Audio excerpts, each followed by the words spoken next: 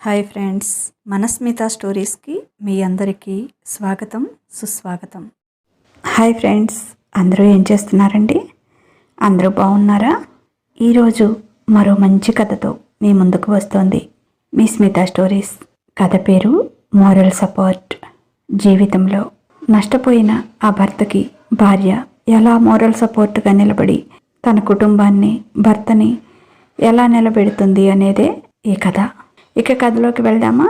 శ్రీకాంత్ లలితని చూసుకోవటానికి పెళ్లి చూపులకి వచ్చాడు. లలితది పల్లెటూరు. ఎవరో తెలిసిన వాళ్ళ ద్వారా వచ్చిన సంబంధం అది. ఎక్కువగా చదువుకున్న అమ్మాయిలు వద్దు అనుకున్నాడు శ్రీకాంత్. ఇంటి పని, వంట పని వచ్చి కుటుంబాన్ని చక్కగా నడుపుకునే అమ్మాయి అయితే చాలు అనుకున్నాడు. ఎందుకంటే అతను పెద్దగా చదువుకోలేదు, ఇంటర్ మాత్రమే చదివాడు. తండ్రి సివియర్ యాక్సిడెంట్తో బెడ్కే పరిమితం కావటంతో చదువు మధ్యలోనే ఆపేసి ఇంటితో పాటు తండ్రి నడిపే బట్టల షాపుని నడపాల్సి వచ్చింది. మంచాన పడిన తండ్రికి, దిగుల్లో ఉన్న తల్లికి, తన వెనుక ఉన్న ఇద్దరు చెల్లెళ్ళు, తమ్ముడికి తనే సపోర్టుగా నిలవాల్సి వచ్చింది. అంతవరకు ఓ మాదిరిగా సాగుతూ ఉన్న బిజినెస్ శ్రీకాంత్ రాకతో ఒక ఊపు అందుకుంది. అతను తన తెలివితేటలతో బిజినెస్ని బాగా పెంచాడు. అతను బిజినెస్లోకి దిగాక కొంత లోన్ తీసుకొని సొంతంగా ఇల్లు కట్టుకున్నారు. తమ్ముడు డాక్టర్ చదువుతున్నాడు, చెల్లెళ్ళు ఇంజనీరింగ్ చదువుతున్నారు. వాళ్ళ చదువుకి అయ్యే ఖర్చు, ముఖ్యంగా తమ్ముడికి అయ్యే ఖర్చు తన తలకి మించిన భారం అవుతున్నా కాదనకుండా అది తన బాధ్యత అనుకుని భరిస్తున్నాడు. శ్రీకాంత్ చెల్లెళ్ళు పెళ్లి చేశాక తను పెళ్లి చేసుకోవాలి అనుకున్నాడు.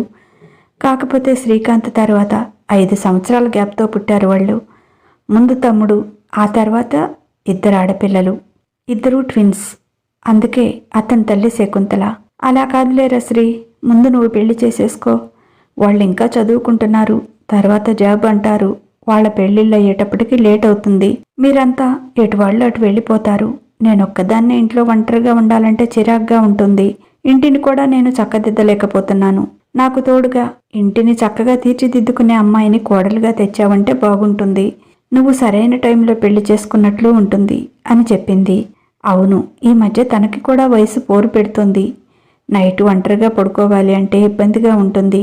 ఏవేవో ఊహలు, పిచ్చి పిచ్చి ఆలోచనలు వస్తున్నాయి. అమ్మ చెప్పినట్లు పెళ్లి చేసుకుంటే బాగుంటుంది అనుకున్నాడు. సరేమా, నీ ఇష్టం అన్నాడు. మొదటగా ఓ పెళ్లి చూపులకు వెళ్లారు. శ్రీకాంత్ బెదిరిపోయి బయటికి వచ్చాడు. అతనికి ఎందుకో అక్కడ కూర్చోవాలి అని కూడా అనిపించలేదు.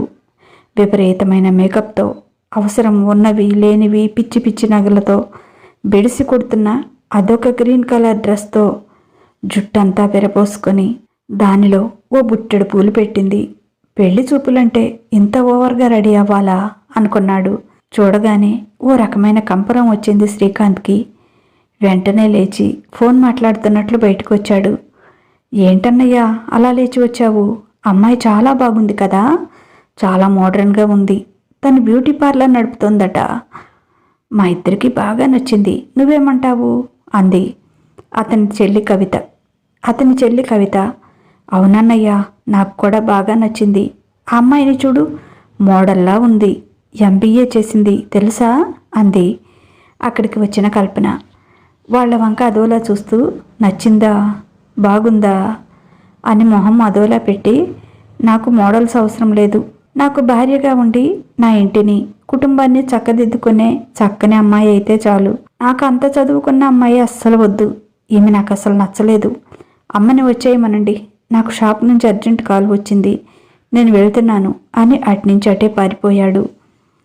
ఎవరో తెలిసిన వాళ్ళ ద్వారా వచ్చిన సంబంధం లలితది.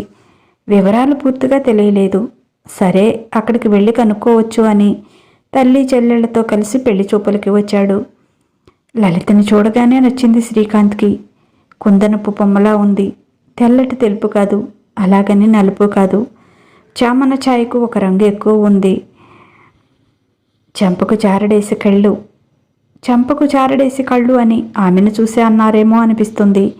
చక్కని ముక్కు, చిక్కని చెక్కిళ్ళు, బుల్లి గడ్డం, చాలా బాగుంది అమ్మాయి.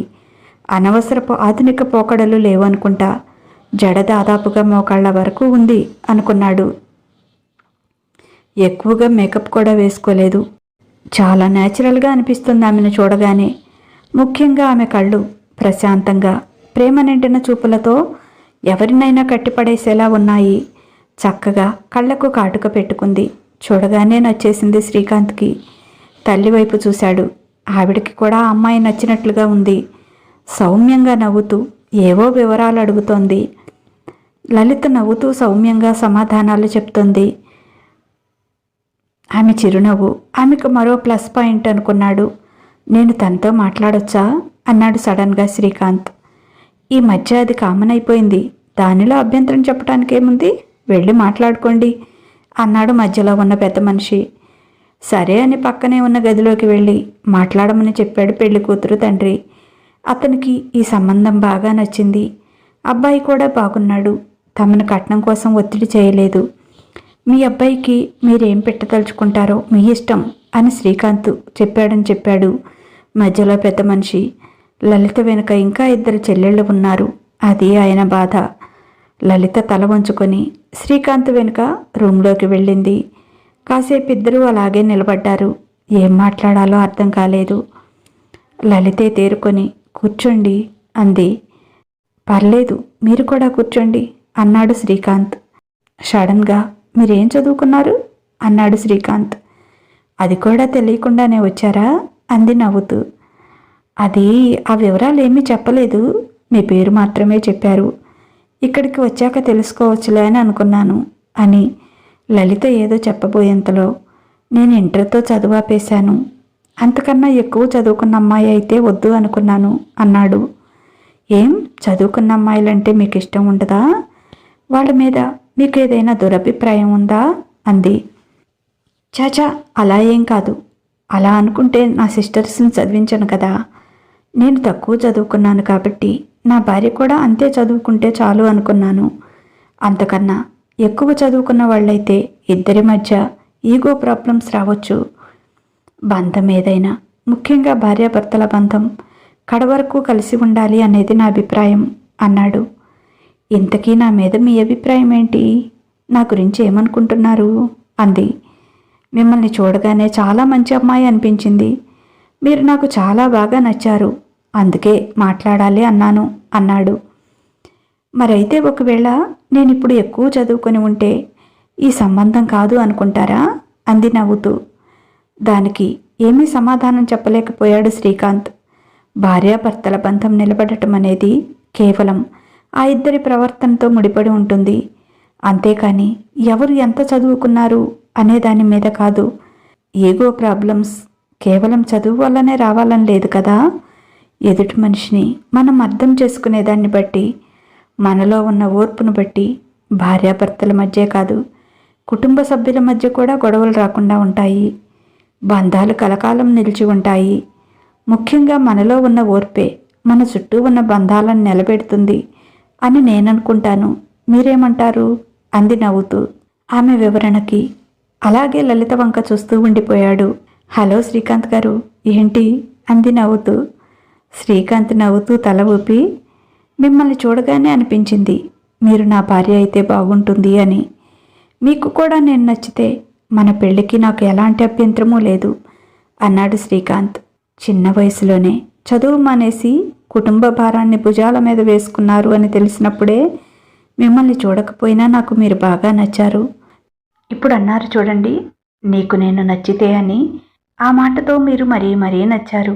ఎందుకంటే ఆడపిల్లని కదా. ఈ మాట మా అమ్మా నాన్న కూడా నన్ను అడగరేమో. అబ్బాయికి అమ్మాయి నచ్చితే చాలు అనుకుంటారు తప్ప ఆడపిల్లకి నచ్చాల్సిన అవసరం లేదు అనుకుంటారు. ఇక మిగతావన్నీ కూడా నచ్చితే మన పెళ్ళి ఖచ్చితంగా జరుగుతుంది అంది. మిగతావి అంటే అన్నాడు అర్థం కాక. మిగతావి అంటే మా వాళ్ళు ఇచ్చే కట్నాలు, కానుకలు ఎట్సెట్రా అంది నవ్వుతూ. నేను ముందే చెప్పాను, వాళ్ళు మీకు చెప్పారో లేదో, నాకు ప్రత్యేకంగా కట్నాలు కానుకలు ఏమీ అవసరం లేదు. మీ తల్లిదండ్రులు మీకేదైనా సంతోషంగా ఇవ్వదలుచుకుంటే నేను అభ్యంతరం చెప్పను. నాకుగా ఏమీ అవసరం లేదు అని. దీనికి కూడా ఒక కారణం ఉంది. అసలు కట్నం వద్దు అంటే ఆ పెళ్లి కొడుకులో ఏదో లోపం ఉంది అని అంటున్నారట.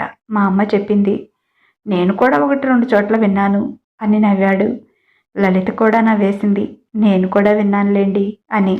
లలిత శ్రీకాంత్ల పెళ్ళి మరీ ఆడంబరంగా కాకుండా అలా అని మరీ సింపుల్గా కాకుండా చక్కగా సాంప్రదాయబద్ధంగా జరిగిపోయింది ఆ రోజు వారిద్దరి ఫస్ట్ నైట్. తెల్ల చీర, మల్లెపూలు, పాల గ్లాస్తో సిగ్గుపడుతూ గదిలోకి వచ్చింది లలిత. పాల గ్లాస్ పక్కన పెట్టి శ్రీకాంత్ కాళ్ళకి నమస్కరించింది. ఇలాంటివి ఏమీ అవసరం లేదులే అని ఆమె భుజాలు పట్టుకొని పైకి లేపుతూ అన్నాడు శ్రీకాంత్. పెద్దవాళ్ళు ఏది ఊరికే చెప్పరు కదా, ప్లీజ్ ఆశీర్వదించండి, లేస్తాను అంది.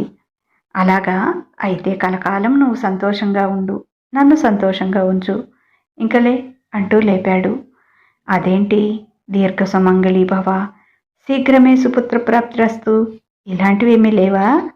బయట మీ అమ్మా నాన్న, మా అమ్మా నాన్న అలాగే దీవించారుగా, వినలేదా అంది పాల గ్లాసు అతని చేతికిస్తూ. నేను చెప్పింది కూడా అదేలే, కాకపోతే మాటలే మార్పు అన్నాడు. అదేంటి, అర్థం కాలేదు అంది. నేనేమన్నాను అన్నాడు. కలకాలం నువ్వు సంతోషంగా ఉండు, నన్ను సంతోషంగా ఉంచు అన్నారు అంది. నువ్వు సంతోషంగా ఎలా ఉంటావు?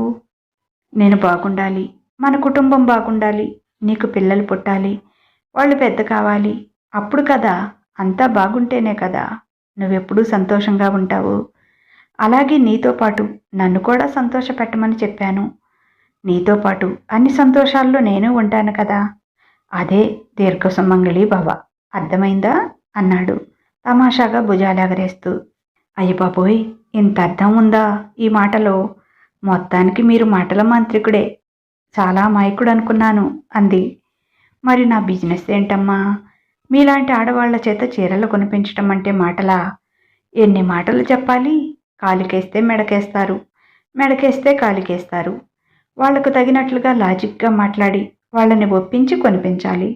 ఎంత కష్టం అనుకున్నావు అని నవ్వుతూ తను సగం పాలు తాగి మిగతావి ఆమెతో తాగించాడు. ఓ స్వీట్ తీసుకొని లలిత నోట్లో పెడుతుంటే, అబ్బా, ఇంత నైట్ స్వీట్ తినాలా అంది. అంటే ఏదైనా మంచి కార్యం మొదలుపెట్టేటప్పుడు తీపితో స్టార్ట్ చేయమని చెప్తారు కదా అని కన్నుకొట్టాడు. సిగ్గుపడుతూ నోరు తెరిచింది. ఆమె నోట్లో స్వీట్ పెట్టి తన నోటితో స్వీట్తో పాటు ఆమె అదరాలను కూడా అందుకున్నాడు. తొలిసారి తగిలిన పురుష స్పర్శకి ఆమె మేను పులకించిపోయింది. తనకి తెలియకుండానే అతని చుట్టూ తన చేతులు పెనవేసింది. అతనికి కూడా అదే తొలి ముద్దు. ప్రతిరోజు ఎంతోమంది అమ్మాయిల్ని చూస్తూ ఉన్నా ఇలాంటి పనుల్లో ఎక్స్పీరియన్స్ లేదు. చేపకి ఈత ఎవరు నేర్పాలి? ఆడామాగా ఒంటరిగా ఒక దగ్గర ఉంటే ఏం చేయాలో, ఎలా చేయాలో ఎవరైనా చెప్పాలా? అలాగే ఆ అందమైన రాత్రి వారికి ఓ మధురానుభవంలా మిగిలిపోయింది. వేకువజామున 5వసారి ప్రణయసాగరాన్ని చిలికి చిలికి సుఖమనే సురాపానాన్ని సేవించి అలసి సొలసి ఆమె గుండెలపై సేద తీరుతున్న తన జుట్టులోకి వేడిపోనిచ్చి ప్రేమగా నిమురుతూ ఉంది. లలీ డార్లింగ్, ఇంతకీ నువ్వేం చదువుకున్నావు? ఆ మాట మాత్రం దాటేశావు. ఎన్నెన్నో మాటలు చెప్పావు, కానీ నువ్వు చాలా తెలివైన దానివి అన్నాడు ఆచ్ఛాదన లేని ఆమె ఎద మీద చిన్నగా కొరుకుతూ. ఈరోజు రాత్రే నా ప్రియసకుడి దగ్గర ఆలు దిద్దుకోవటం మొదలుపెట్టాను అని అతని చెవిలో చెప్పి అతని చెవిని చిన్నగా కొరికి కిలకిలా నవ్వింది. ఏయ్, నిజం చెప్పు, ఎందుకు దాస్తున్నావు? చాలా ఎక్కువ చదివావా అన్నాడు తన మీసంతో ఆమె మెడవంపులో చక్కెరగిల్లి పెడుతూ. ఏమో, ఏమీ చదువుకోలేదేమో, అందుకే చెప్పుకోవడానికి సిగ్గుపడి చెప్పటం లేదు అని అనుకోవచ్చు కదా అంది బొంగమూతి పెట్టుకొని. అలా కాదులే, చెప్పు అన్నాడు ముందుకు వచ్చిన ఆమె పెదవిని చిన్నగా కొరికి. అబ్బా, ఈ ఘాట్లు చూసి రేపు ఎవరైనా అడిగితే ఏం చెప్పాలి అంది అలుకగా అతని వైపు చూసి. నువ్వు టాపిక్ డైవర్ట్ చేయకుండా అసలు నిజం చెప్పాలి. ఏం చదివావు అన్నాడు. ఒకవేళ ఎక్కువ చదివానని చెప్తే నన్ను వదిలేస్తారా ఏం కొంపతీసి? మీకు ఇష్టం లేదు కదా మీకంటే ఎక్కువ చదువుకున్న అమ్మాయి అని అతన్ని ఉడికించింది. నోర్మి, ఏంటా పిచ్చి మాటలు, వదిలేయటమేంటి?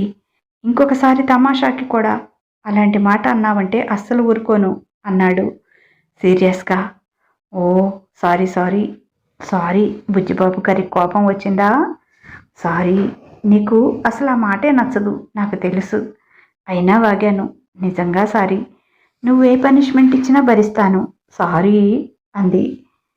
ఇన్నిసార్లు అవసరం లేదు, కానీ నిజం చెప్పవే, ఏం చదువుకున్నావు అన్నాడు. కనుక్కో చూద్దాం అంది. అంతలో లలిత వాళ్ళమ్మ తలుపు కొట్టింది. హా అమ్మా వస్తున్నా అంటూ పక్కన పెట్టుకున్న నైటీ తీసి తగిలించుకొని వెళ్ళి తలుపు తీసింది. శ్రీకాంత్ నిండా బెడ్షీట్ కప్పుకొని నిద్ర నటించసాగాడు.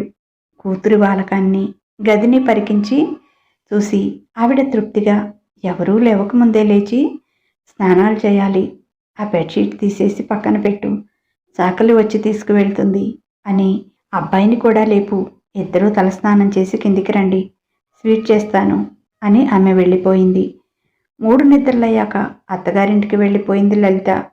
అత్తగారు ఆడపడుచులతో త్వరగానే కలిసిపోయింది. మంచంలో ఉన్న మామగారికి అన్ని సేవలు చేసేది, ఒక్క పర్సనల్ పనులు తప్ప.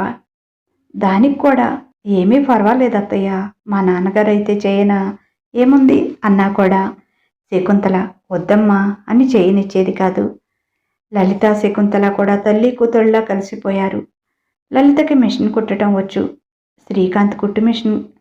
శ్రీకాంత్తో కుట్టు మిషన్ కొనిపించి షాపులో మంచి డిజైన్ ఉన్న మిగిలిపోయిన క్లాత్స్ తెచ్చి కవితకి కల్పనకి చాలా వెరైటీగా డ్రెస్సులు కుట్టేది. అవి చూసి వాళ్ళ ఫ్రెండ్స్ తెగ మెచ్చుకునేవాళ్ళు. ఏ బ్రాండే, ఎక్కడ కొన్నారు, ఏ షాపులో కొన్నారు, ఇవి షాపుల్లో వాటిలాగా లేవు, ఎవరో డిజైనర్ తయారు చేసినట్లు ఉన్నాయి, ఏ బొటిక్లో తీసుకున్నారు అని అడిగేవారు. మా వదిన కుట్టింది అంటే, వావ్ మీ వదిన చాలా టాలెంటెడ్, తను ఫ్యాషన్ డిజైనరా అని అంటే, అలాంటిదేమీ లేదే, మా వదిన పెద్దగా చదువుకోలేదు కూడా, తను మిషన్ కుట్టడం నేర్చుకుందట, సరదాగా మా మీద ప్రయోగాలు చేస్తూ ఉంటుంది, అంత బాగున్నాయా అనేవాళ్ళు. అవునే, ఎవరో ఫేమస్ డిజైనర్ డిజైన్ చేసిన డ్రెస్సుల్లా ఉన్నాయి, మీ వదిన ఇంత బాగా డిజైన్ చేసిందంటే నమ్మటం కష్టంగా ఉంది అనేవారు కవిత కల్పన ఫ్రెండ్స్. 4 ఏళ్లు గడిచాయి. లలితకి 2 పిల్లలు పుట్టారు. కవిత కల్పన చదువులు కూడా అయిపోయి జాబ్స్లో చేరారు. శ్రీకాంత్ తమ్ముడు సుహాస్ మాత్రం స్పెషలైజేషన్ చేయాలి అని పట్టుపట్టాడు. శ్రీకాంత్ తన దగ్గర అంత స్తోమత లేదు అన్నా కూడా వినలేదు. ఇక చేసేదేమీ లేక అప్పు తెచ్చి తమ్ముడిని లండన్ పంపించాడు. కల్పన ఒక అబ్బాయిని ప్రేమించి అతన్ని పెళ్లి చేసుకుంటానని పట్టుపట్టింది. అతను ప్రేమించాడు కానీ మిగతా వాటి దగ్గర రాజీ పడలేదు. మిగతా అన్నీ తన కుటుంబంతో మాట్లాడుకోమన్నాడు. అతని తల్లికి కోరికలు ఎక్కువ, భేషజాలు ఎక్కువ. కట్నం వద్దంది కానీ కానుకల రూపంలో చాలా లాగింది. అబ్బాయికి కారు కొని పెట్టాలి అంది. అతనికి చైను బ్రాస్లెట్ అని 12 కాసుల్లో తీసుకుంది. ఆడపిల్లల కట్నాలు అని నాకు డబ్బులు అవసరం లేదు, చెరొక నెక్లెస్ తీపించండి అంది. అవి కూడా దిట్టమైనవే సెలెక్ట్ చేసుకుంది. ఒక్కొక్కటి 25,000 పెట్టి 2 ఆడపడుచులకి తనకి 3 పట్టు చీరలు కొనిపించింది. ఇంకా లగ్నాలు పెట్టుకున్న రోజు తమ బంధువులందరికీ బట్టలు పెట్టాలంది. రిటర్న్ గిఫ్ట్ కింద వెండి వస్తువు ఇవ్వాలంది. ఇదంతా తడిసి మోపెడయింది. అప్పటి వరకు లేనిది వాళ్ళని చూసి శకుంతల రాగాలు తీయటం మొదలుపెట్టింది. ఇలా అడగటం మాకు చేత కాలేదు, నువ్వు కూడా కట్నం తెచ్చి ఉంటే మాకు కొంత సహాయంగా ఉండేది ఇప్పుడు అని. అది విని లలిత కళ్ళనీళ్లు పెట్టుకుంది. ఒకరోజు ఆ మాట శ్రీకాంత్ విన్నాడు. తల్లిని చెడామడా 4 విదిలించాడు. నీకు చేతైతే నీ కూతురు అత్తగారికి చెప్పు, ఇలా ఆడపిల్లలు ఇంటి మీద పడి పీక్కు తినటం మంచి లక్షణం కాదని. ఈరోజు అంతో ఎంతో ఉన్న మనమే ఇంత బాధపడుతున్నాం. లలిత తండ్రి అయినా అంతే కదా, ఎవరి నుంచైనా మంచి లక్షణాలను నేర్చుకోవాలి, మనం ఆచరణలో పెట్టాలి, కానీ ఇలాంటి దరిద్రాన్ని కాదు. ఇంకొకసారి లలితని ఒక్క మాట అన్నా కూడా నేను ఒప్పుకోను అని స్థిరంగా చెప్పాడు. దానికి శకుంతల పైకేమీ అనలేదు, కానీ మనసులో లలిత మీద కొడుకు మీద అకారణ ద్వేషం ఏర్పరచుకుంది. నా కొడుకు ఒక్కరోజు కూడా నాకు ఎదురు చెప్పలేదు. ఈ మహాతల్లి వచ్చి వాడికి ఏం మందు పెట్టిందో ఇన్ని మాటలు అన్నాడు అని లేనిపోని కోపం పెంచుకుంది. ఆ తర్వాత సంవత్సరం కవితకు కూడా పెళ్లి చేశారు. ఆమె అత్తగారు ఇంకా 4 ఆకులు ఎక్కువే చదివింది. 2 పెళ్లిళ్ళు అయ్యేటప్పటికీ శ్రీకాంత్ తల పట్టేసింది. ఈ అప్పులన్నీ ఎప్పుడు తీరాలి అని దిగులు వేసుకున్నాడు. కల్పన అత్తగారు ఇప్పటికీ తమని నాకుతూనే ఉంది. పండగ అంటుంది, ఫంక్షన్ అంటుంది, అదంటుంది, ఇదంటుంది, ప్రతిసారి ఇక్కడి నుంచి గిఫ్టులు వెళ్తూనే ఉండాలి. ఇక ఇప్పుడు కవిత అత్తగారు కూడా తోడయ్యింది. 2 కలిసి శ్రీకాంత్ని పీల్చి పిప్పి చేస్తున్నారు. అప్పుల భారం ఎక్కువైంది, కట్టాల్సిన వడ్డీలు ఎక్కువయ్యాయి. తల్లేమో శ్రీకాంత్ పరిస్థితి అర్థం చేసుకోకుండా, ఒరే శ్రీకాంత్, రేపు సంక్రాంతి పండుగ వస్తోంది. చెల్లెళ్ళిద్దరినీ పిలవాలి. వాళ్ళకి ఊరికే బట్టలు పెడితే ఆనదు. ఏదైనా బంగారు వస్తువు పెడితేనే బాగుంటుంది అంది. ఇంకా పెట్టాలా అమ్మా? ఇంకేముంది నా దగ్గర ఇంకా పెట్టడానికి? నా దగ్గర డబ్బు లేదమ్మా. బట్టల వరకు అయితే పెడతాను. అంతకు మించి నేనేమీ పెట్టలేను. ఇవన్నీ వాళ్ళకి పెట్టాల్సిందే అంటే వాళ్ళని పండగకి పిలవటమే మానేసేయి అన్నాడు కోపంగా. ఆడపిల్లలకి పెట్టకపోతే ఎలా? మనల్ని కాకపోతే ఎవరిని అడుగుతారు అంది కొడుకు పరిస్థితి అర్థం చేసుకోకుండా. ఇంకా ఏంటమ్మా పెట్టేది? నన్ను పీక్కు తినండి అందరూ కలిసి. దరిద్రం వదిలిపోతుంది. వాళ్ళని ఎంత డబ్బు పోసి చదివించాం. ఉద్యోగాలు చేస్తున్నారు. వాళ్ళకి వచ్చే జీతాలు వాళ్ళ భర్త గారింటికే ఇస్తున్నారుగా. ఇంకా ఈ గొడవేంటి? ఇలా ఎంతకాలం పెడతామో? ఇక నా వల్ల కాదు. తమ్ముడు చదువుకి, చెల్లెళ్ళ పెళ్లికి ఎంత అప్పు చేశానో నీకు తెలియదా? ఆ వడ్డీలు కట్టలేక నా దుంప తెగుతుంది. షాపులో వచ్చే లాభమంతా వడ్డీలకే సరిపోతుంది. అసలు ఎప్పుడు తీర్చాలో అర్థం కావటం లేదు. ఇప్పుడే ఇలా ఉంటే నా పిల్లలు పెద్దవాళ్ళు అవుతున్నారు. వాళ్ళ పరిస్థితి ఏంటి? వాళ్ళ చదువులేంటి? మన ఇల్లు ఎలా గడవాలి? నాకేమీ అర్థం కావటం లేదు అని తలపట్టుకున్నాడు శ్రీకాంత్. శ్రీకాంత్ అటు వెళ్ళగానే లలిత మీద సాధింపులు మొదలుపెట్టింది శకుంతల. నా ఆడపిల్లల్ని మా ఇంటికి రాకుండా చేస్తున్నావు. నీకు ఇది మంచిది కాదు. నువ్వు ఆడపిల్లవేగా, ఆ మాత్రం నీకు తెలీదా? అయినా నీ బాబు ఏనాడైనా తీసుకువెళ్ళి ఏదైనా పెడితే కదా మంచి చెడు తెలిసేది నీకు అంటూ వాళ్ళ మీద కూడా పడింది. ఎందుకత్తయ్యా వాళ్ళని అంటారు? ఎందుకు పెట్టలేదు? వాళ్ళ శక్తి కొద్దీ వాళ్ళు పెట్టారు. వాళ్ళు నాకు ఎప్పుడూ ఏమీ లోటు చేయలేదు. ఓ సంవత్సరం గడిచాక ఇక్కడ బాధ్యతలు ఎక్కువై నేనే వెళ్ళటం మానేశాను. మీ అబ్బాయి కూడా పండుగలప్పుడు అసలు వెళ్ళొద్దు అంటారు. మా అమ్మ చేసుకోలేదు అని చెప్తారు. అయినా మీ అమ్మాయిలకి పెట్టుకోవాలంటే పెట్టుకోండి. నేనేమైనా అడ్డం వచ్చానా? మధ్యలో నన్ను నా పుట్టింటి వాళ్లను లాగుతారెందుకు అంది ఓసారి ఏదో చిరాకులో ఉండి. వెనక ఉండి ఆడించే నాటకమంతా నువ్వే కదా ఆడించేది వాడితో. పైకి మాత్రం ఏమీ తెలియని నంగనాచిలా ఉంటావు. నా కూతుర్లకి అన్నీ ఘనంగా జరుగుతున్నాయని, వాళ్ళు గొప్ప ఇళ్ళకి పోయారని కుళ్ళు నీకు అని కూడా అంది. ఆ మాటకి తట్టుకోలేకపోయింది లలిత. ఆమెకు దుఃఖం పొంగుకొచ్చింది. ఎందుకు అత్తయ్య అలా అంటారు? కవిత, కల్పన నాకేమైనా పరాయి వాళ్ళు బాగా ఉంటే నేను ఓర్చుకోలేనా? నేనెప్పుడూ వాళ్ళ మంచినే కోరతాను. వాళ్ళు పరాయి వాళ్ళని నేనెప్పుడూ అనుకోలేదు. మా చెల్లెళ్లతో సమానంగా అనుకున్నాను. అలాగే చూసుకున్నాను. ఇంట్లో డబ్బు లేకపోయినా కూడా లక్షల లక్షలు అప్పు తెచ్చి వాళ్ళ పెళ్ళిళ్ళు చేస్తుంటే నేను నోరు తెరిచి ఒక్క మాట అన్నానా? ఎప్పుడైనా ఇంత అప్పు చేస్తే ఎలా అని ఉన్న ఒక్క ఇల్లు బ్యాంకులో లోన్ పెట్టి సుహాసిని లండన్ పంపుతుంటే నేను కాదన్నానా? ఎందుకు నన్ను అలా అపార్థం చేసుకుంటారు? మీకు తెలీదా ఎన్ని అప్పులు ఉన్నాయో? ఇంకా ఇంకా పెట్టమంటే ఆయన ఎక్కడ తెస్తారు? మీరే చెప్పండి. మనకి ఉన్న ఆదాయం ఎంత, మన ఖర్చు ఎంత అనేది కొంచెమైనా లెక్క ఉండాలి కదా అత్తయ్య. ఆయన రాత్రులు ప్రశాంతంగా నిద్రపోయి ఎన్నో రోజులవుతుందో తెలుసా? మానసికంగా ఎంత వేదన పడుతున్నారో తెలుసా? ఆయన ఎన్ని కష్టాలు పడుతున్నా, ఎన్ని బాధలు పడుతున్నా మీ దాకా రానివ్వటం లేదు, మీరు బాధపడతారని. కానీ ప్రతి మనిషి ఓర్పుకి ఓ హద్దు ఉంటుంది కదా అత్తయ్య. ప్లీజ్ అర్థం చేసుకోండి. ఆయన్ని ఇంకా బాధ పెట్టకండి. ఆయన ఏమైపోతారో అని నాకు భయమేస్తుంది. అర్ధరాత్రిళ్ళు లేచి ఏవో లెక్కలు వేసుకుంటూ కూర్చుంటున్నారు. ఈ టైంలో ఏంటండి పడుకోండి అంటే నిద్ర ఎక్కడ పడుతుంది? ఈ అప్పులు చూస్తే నాకు పిచ్చెక్కిపోతుంది. ఈ అప్పంతా ఎప్పటికైనా తీరుతుందా అసలు? అప్పుల వాళ్ళంతా ఇంటి మీదకి వస్తే నేనేం చేయాలి? పరువు పోతుంది. పరువు పోవటం కంటే ప్రాణం పోవటం నయం అని కళ్ళనీళ్లు పెట్టుకుంటున్నారు. ఇవన్నీ మీకు చెప్పడం నాకు ఇష్టం లేదు అత్తయ్య. కానీ మీరు ఆయన పరిస్థితి అర్థం చేసుకుంటారని చెప్తున్నాను. దయచేసి ఆయన్ని ఇంకా బాధ పెట్టకండి. ఒక్కోసారి ఆయన చూస్తుంటే ఆయన మనకు ఎక్కడ దక్కకుండా పోతారో అని నాకు భయమేస్తుంది అత్తయ్య అని ఏడుస్తూ దండం పెట్టింది. అంతగా చెప్పినా అర్థం చేసుకోకుండా శకుంతల, నేనేం చేశానని నా మీద నిందంతా వేస్తున్నావు? ఆడపిల్లని పండక్కి పిలవమంటం కూడా తప్పేనా అని రుసరుసలాడుతోంది. లోపల నుంచి సుబ్బారావు గారు శకుంతల అని పిలిచారు. లోపలికి వెళ్ళిన ఆవిడని ఆయన కూడా మందలించాడు. నీకేం ఒళ్ళు తెలియటం లేదు. వాడు ఎంత బాధపడుతున్నాడో నీకు అర్థం కావటం లేదా? వాడి చేతిలో డబ్బు ఉంటే ఆడపిల్లలకి పెట్టడానికి వెనుకాడతాడా? ఎందుకలా అర్థం చేసుకోకుండా మంకు పట్టుపడుతున్నావు? అసలు నువ్వు తల్లివేనా? కొడుకు బాధ అర్థం చేసుకుంటున్నావా? ఎంతసేపటికి కూతుళ్ళకి దోచిపెట్టాలి, కొడుక్కి ఏమైనా పర్వాలేదు అనే ఆలోచన నీకెలా వస్తుంది? ఆ పిల్ల అంత ఏడుస్తూ నీ కొడుకు సంగతి చెప్పి మొరపెట్టుకుంటున్నా నీ మైండ్కి ఎందుకు ఎక్కటం లేదు? మళ్ళీ అదే పాట పాడుతున్నావు అన్నాడు కోపంగా. ఇదే నేనైతే నా కూతుర్లకి ఇంత గొప్పగా పెళ్ళిళ్ళు చేయగలిగేవాడినా? సుభాష్ని లండన్కి పంపించగలిగేవాడినా? వాడి శక్తికి మించి ఇంత చేస్తుంటే మీకు అసలు ఇంకా తృప్తి లేకపోతే ఎలా? వాడిని చంపేద్దాం అనుకుంటున్నారా? వాడు ఎంతగా విసిగిపోతే నన్ను పీకు తినండి, దరిద్రం వదిలిపోతుంది అంటాడా? అర్థం చేసుకోవే, తల్లివే కదా.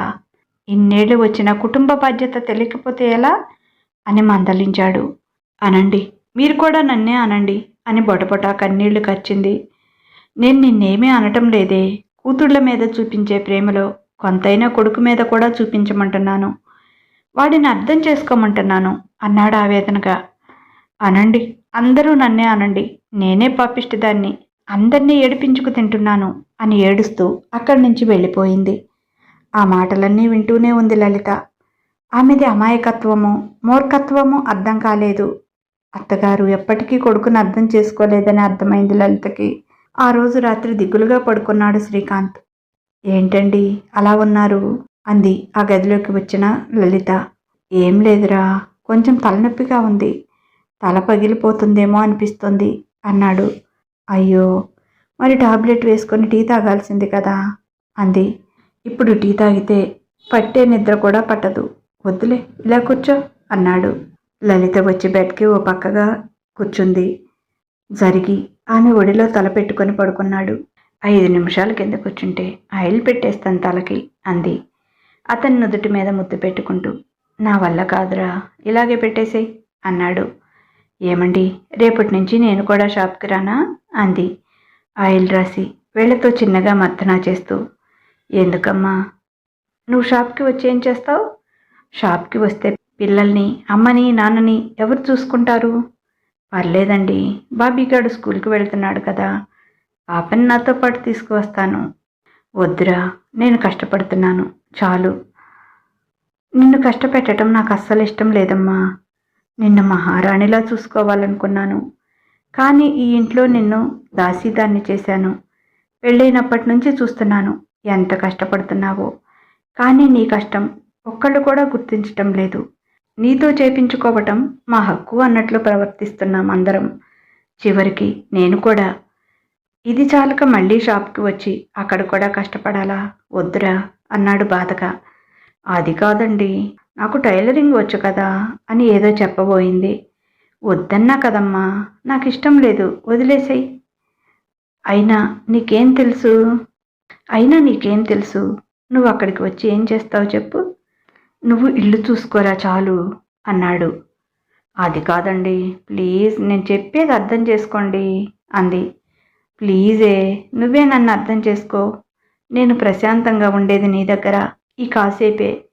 నన్ను ఈ కాసేపైనా ప్రశాంతంగా ఉండనివ్వవా అన్నాడు.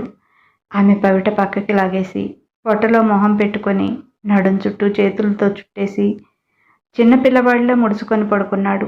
లలిత ఏమీ చేయలేక భారంగా నిట్టూర్చి అతని తలలో మర్దనా చేస్తూ కూర్చుంటే కాసేపు బాధలన్నీ మర్చిపోయి ప్రశాంతంగా నిద్రపోయాడు. తను బయటికి వెళ్ళి కష్టపడటం ఆయనకి ఇష్టం లేదు.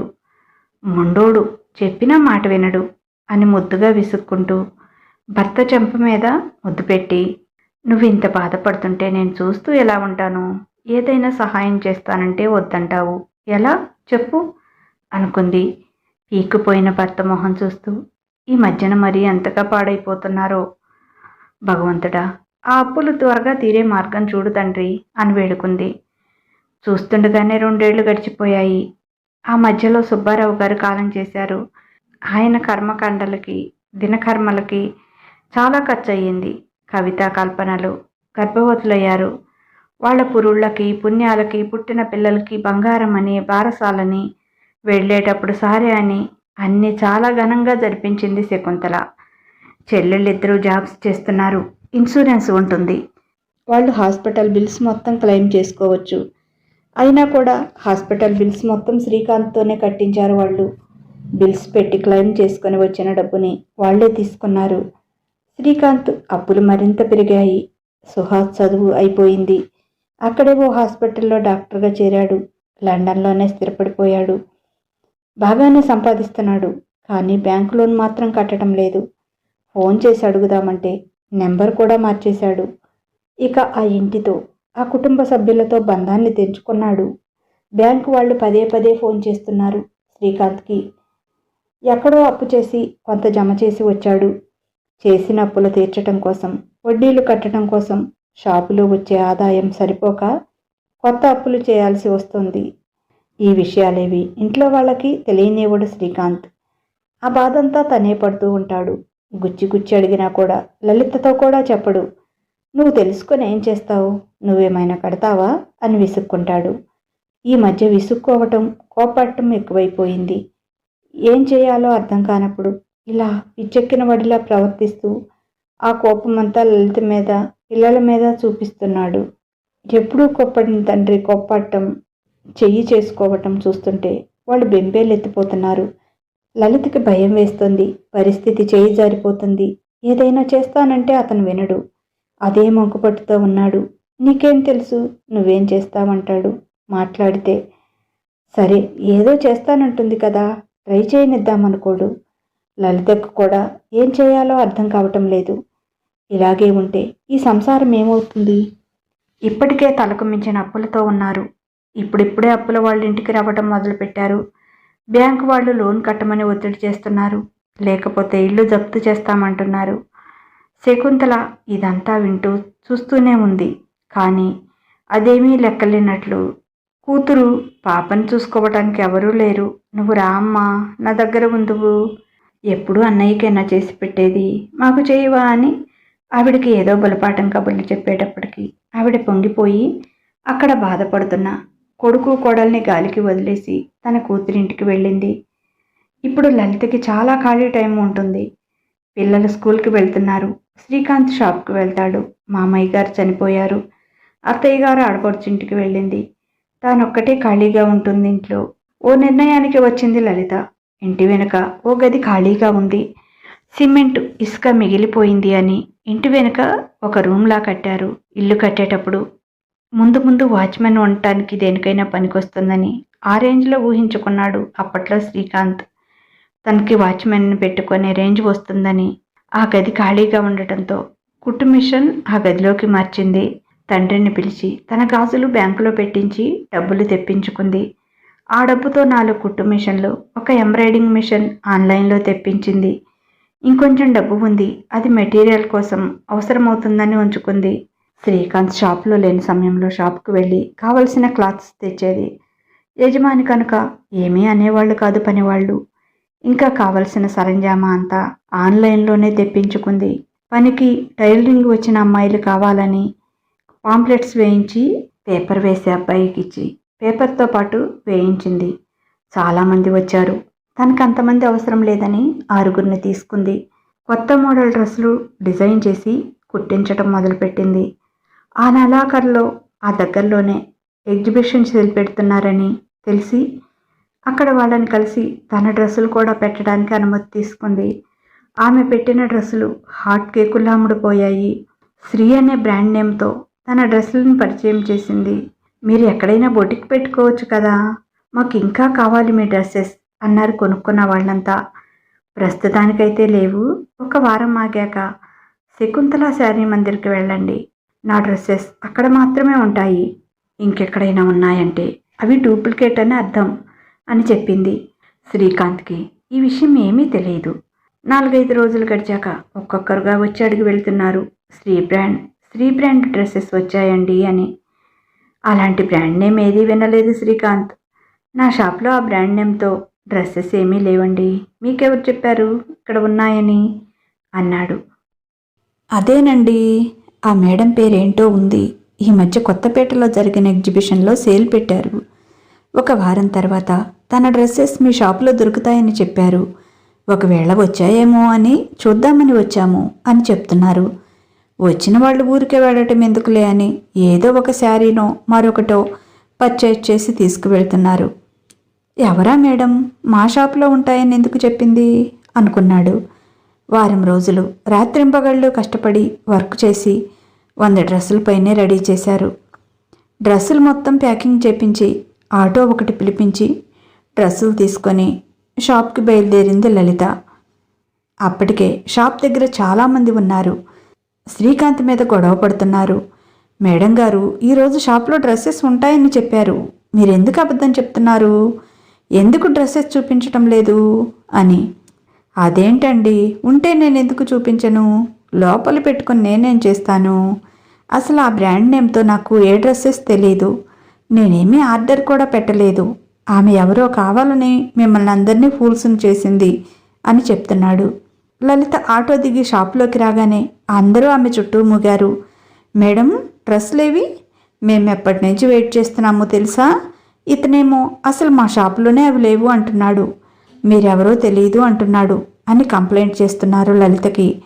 హలో హలో అందరూ ఒక నిమిషం ఆగండి అని షాప్లో పనిచేసే చింటూ వైపు చూసి, చింటూ ఆటోలో 2 బాక్సులు ఉన్నాయి తీసుకురా అని చెప్పింది. శ్రీకాంత్ అయోమయంగా చూస్తూ ఉన్నాడు. అందరూ ఒక్క నిమిషం నా మాట వినండి, నా డ్రెస్సెస్ మీకు కావాలంటే ఓన్లీ వెన్స్డే మాత్రమే ఈ షాప్లో దొరుకుతాయి. నేను ఇంకొంచెం స్టాప్ని పెంచుకొని ఇంకా ఎక్కువగా డ్రెస్సెస్ రెడీ చేయడానికి ప్రయత్నిస్తాను. ముందు ముందు ప్రతిరోజు షాప్లో మీకు డ్రెస్సెస్ దొరికేట్లు చేస్తాను.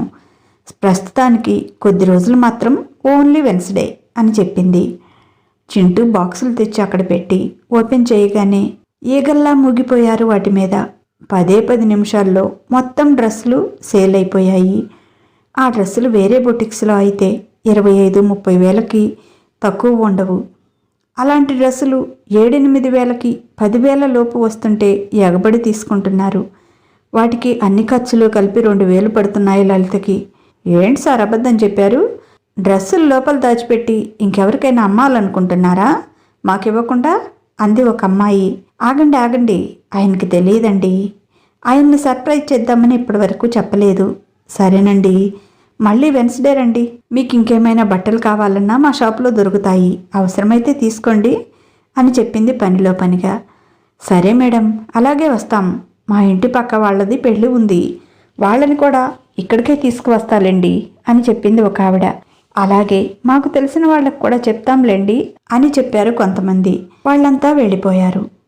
ఏంటే ఇది, నాకు మైండ్ పోతుంది, ఈ డ్రెస్సులేంటి, ఈ గొడవేంటి, ఎక్కడివి ఈ డ్రెస్సులు, ఎక్కడ కొన్నావు, అంత తక్కువకి ఎలా వచ్చాయి, ఇది 25-30 వేలు తక్కువ ఉండవు, ఇంకా ఎక్కువ కూడా అమ్మొచ్చు, అంత తక్కువకి నీకెవరిచ్చారు అంటున్నాడు. అంతా చెప్తాను రండి, నన్నింటి దగ్గర దించవద్దు అంది. సరే పద చింటూ, షాప్ చూసుకోరా, మీ అక్కని ఇంటి దగ్గర వదిలిపెట్టి ఇప్పుడే వస్తాను అని తన బైక్ తీశాడు. లలిత వెనక కూర్చుంది. ఇంటికి వెళ్ళాక అతన్ని ఇంటి వెనక్కి తీసుకువెళ్ళింది. అక్కడ ఏదో సౌండ్ రావటం చూసి, ఎవరున్నారా రూమ్లో, ఎందుకు ఇంత సౌండ్ వస్తుంది అన్నాడు. రండి చూపిస్తాను అంటూ చేయి పట్టుకొని లోపలికి తీసుకువెళ్ళింది. అక్కడ కుట్టు మిషన్ల మీద పనిచేస్తూ ఉన్నారు కొంతమంది అమ్మాయిలు. కొంతమంది పక్కన కూర్చుని ఏవో పూసలు అవి కుడుతున్నారు. ఏంటి ఇదంతా, ఎవరిది ఇది అన్నాడు. రండి చెప్తా అని ఇంట్లోకి తీసుకువెళ్ళింది. అతన్ని సోఫాలో కూర్చోబెట్టి కిచెన్లోకి వెళ్ళి స్వీట్ తెచ్చి అతని నోట్లో పెట్టి, మంచి పని చేసేటప్పుడు స్వీట్ తినాలి అంటారు కదా మీరు, కానీ కొంచెం లేటుగా పెడుతున్నాను, ఏమీ అనుకోకండి, ఆ బుటిక్ మనదే, నేనే నెల రోజుల క్రితం మొదలుపెట్టాను, మొన్న ఎగ్జిబిషన్లో సేల్ పెట్టాను, చాలా బాగా అమ్ముడుపోయాయి, వాళ్ళు ఇంకా కావాలన్నారు, అందుకే ఈరోజు మన షాప్లో పెడతాను అని చెప్పాను అని చెప్పింది. నీకు ఈ ఆలోచన ఎలా వచ్చింది, అసలు నీకు ఆ డిజైనర్ ఎక్కడ దొరికింది, ఆ డ్రెస్సులు అంత బాగా డిజైన్ చేస్తుంది, అలాంటి డిజైనర్స్ చాలా ఫీజులు తీసుకుంటారు కదా, అంత ఫీజు కట్టడం నీ వల్ల అవుతుందా అన్నాడు. మనం ఆ డిజైనర్కి రూపాయి కూడా కట్టనవసరం లేదు అంది. అదేంటి, అలాంటి పిచ్చిది నీకెక్కడ దొరికింది అన్నాడు. నాకు కాదు, ఆ పిచ్చిది నీకే దొరికింది 10 ఏళ్ల క్రితం అని. సారీ శ్రీవారు, ఏమీ అనుకోకండి అని ఓ సర్టిఫికెట్ అతని చేతిలో పెట్టింది. అది చూసి, ఏంటి నువ్వు ఫ్యాషన్ డిజైనింగ్లో డిప్లొమా చేసావా, నువ్వేనా ఆ డ్రెస్సులు అంత అందంగా డిజైన్ చేసింది అన్నాడు ఆశ్చర్యంగా. అవును శ్రీవారు, నేనే మీ ముద్దుల భార్య లలితని, ఆ డిజైనర్ని అని లోపలికి వెళ్ళి డబ్బు తెచ్చి ఇచ్చి, ఈ నెల వడ్డీ కట్టడానికి డబ్బు చాలదు అనుకుంటున్నారు కదా, బ్యాంకులో కూడా కట్టాలి కదా, ఇవి తీసుకోండి అని 3 లక్షలు అతని చేతిలో పెట్టింది. ఇంత డబ్బా? ఇది నెల రోజుల్లో అన్నాడు. అవునండి, వాళ్ళ శాలరీస్, మిగతా ఖర్చులు అన్నీ పోను, నేను మెటీరియల్కి కొంత ఉంచుకున్నాను, మిగతావు మీకు ఇస్తున్నాను అని చెప్పింది.